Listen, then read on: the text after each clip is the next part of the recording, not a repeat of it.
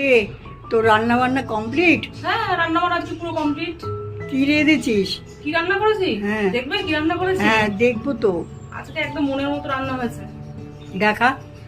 এই যে দেখো, প্রথমেই দেখো, এই যে গরম গরম সাদা ভাত করেছি।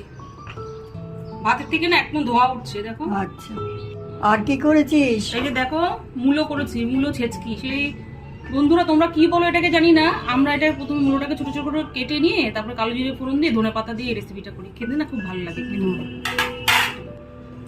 তারপরে আছে মাছের মাথা দিয়ে পুঁই শাক, মাছের মাথা দিয়ে পুঁই শাকটা করেছি। সাথে আছে শিঙি মাছের কাঁচকলা দিয়ে একদম পাতলা ঝোল। এই মাছটা যখনই বাড়িতে আনি এরকম পাতলা করেই করি, জ্যান্ত মাছ তো পাতলাই ভালো লাগে। সব শেষে পাকাল মাছ এনেছি আজকে, পাকাল মাছ করেছি আলু দিয়ে। এই মাছটা না খেতে খুব ভালো লাগে।